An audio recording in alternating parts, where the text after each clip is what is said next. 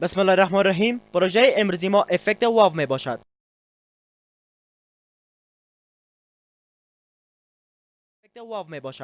اولا یک عکس منظره را در ترک ویدیو اول قرار داده و بعد یک بیرق را در ترک ویدیو دو می اندازیم و هر دوی آن را رایت کلیک نموده اسکیل تو فریم سایز می نماییم و بعدا در بخش افکت پنل رفته افکت واو را بالای بیرق اپلای می نماییم و بعدا در بخش افکت کنترلز بخش واو را باز نموده در بخش واو وایت 272 تعیین می نماییم. واو اسپید 0.1 تعیین می نماییم و در بخش انتی الایزینگ های را انتخاب می نماییم. بعدا در بخش افکت پنل رفته افکت ریپل را بالای بیرق اپلای می نماییم. به این شکل. باز هم در بخش افکت کنترل رفته بخش ریپل را باز نموده و در بخش ریپل سرفیس اول آن را 7 تعیین می نماییم، سرفیس دوم آن را منفی 32 و در بخش ریپل سنتر و ریپل امو را فعال نموده ریپل سنتر 2000 بر 200 تعیین می نماییم و ریپل امو را 15 تعیین می نماییم. بعدا موقعیت تایملاین اندیکاتور را تغییر داده باز هم ریپل سنتر را 3000 می نماییم، 3000 بر 300 و بعدا موقعیت تایملاین اندیکاتور را در مرکز قرار داده به این شکل و ریپل امو را 15 می نماییم. بعدا در بخش افکت پنل رفته افکت دیگری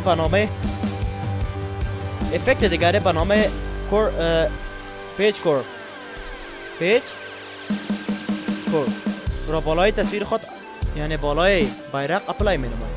بعدا در بخش افکت کنترلز پیج کور را باز نموده سرفیس اول آن را 1 تعیین می نماییم 1.0 ان اویلیبل را 20 منفی 20.0 تعیین می نماییم و انگل آف کور را 15.0 تعیین می نماییم و بخش کور اماونت را 30 تعیین می نماییم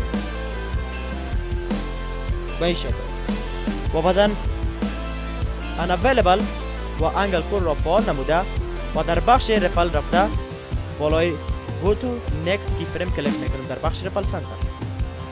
بعدا پس دوباره در بخش خود پیج کور آمده و در این ساحه افکت ان اویلیبل را 0 تعیین نموده و انگل آف کور را 15. بعدا ویدیو خود را رندر نموده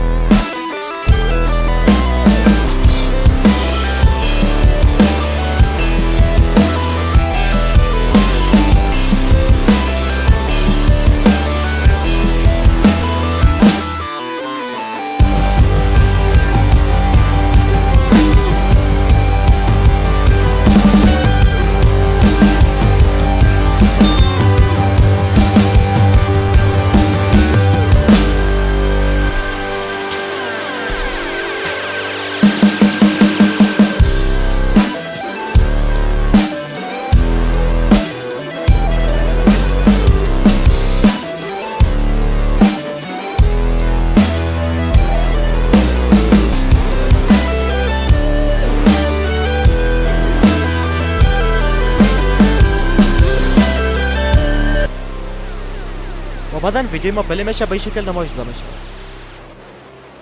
یعنی بیرق در حالت حرکت است.